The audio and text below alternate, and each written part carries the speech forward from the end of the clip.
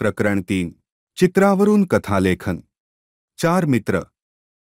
चित्रांच्या जागी कंसातील शब्दांचा वापर करून गोष्ट पूर्ण करा. Write the names in the place of pictures with the given help box. जंगल, तळे, उंदीर, हरिण, कावळा, कासव, एक घनदाट जाळे होते. त्या जंगलात एक छोटे होते. त्या तळ्याकाठी 4 मित्र राहत असे. त्यातील एक मोठ्या डोळ्यांचा व लांब शेपटीचा, तिसरा होता काळाकुट, तर दुसरा होता सोनेरी काकडी व पांढ्या ठिपक्यांचा व चौथा होता लुटूलुटू चालणारा. नदीकाठच्या वडाच्या झाडावर मामाचे घर होते. राहत असे. एका मोठ्या बिळात पाण्यात मजेत राहत होते. हिरव्यागार लुसलुशीत गवतावर खुशीने राहत असे. सर्वजण खेळायला एकत्र जमत असे. एक दिवस खूप वेळ झाला तरी मात्र आले नाही. सर्व विचार करू लागले. कुठे राहिले असावे. तेवढ्यात म्हणाला, मला एक युक्ती सुचलीये.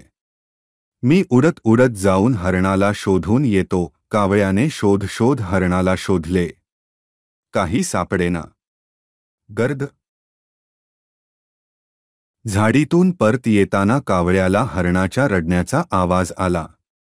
आवाजाच्या दिशेने गेला. तेवढ्यात जाळ्यात अडकलेले त्याला दिसले. हरणाजवळ गेला. त्याने धीर दिला व लगेच आपल्या मित्रांजवळ उडून गेला. त्याने मित्रांना सर्व हकीकत सांगितली.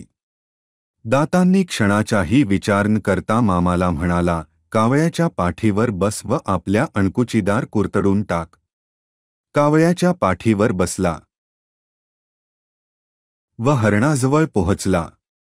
त्याने आपल्या दाताने कुरतडून टाकले व हरणाला मोकळे केले. शिकारी येण्याअगोदर व पटकन तेथून पळून गेले व तळ्याजवळ पोहोचले. तळ्याजवळ त्यांची वाट पाहतच होता.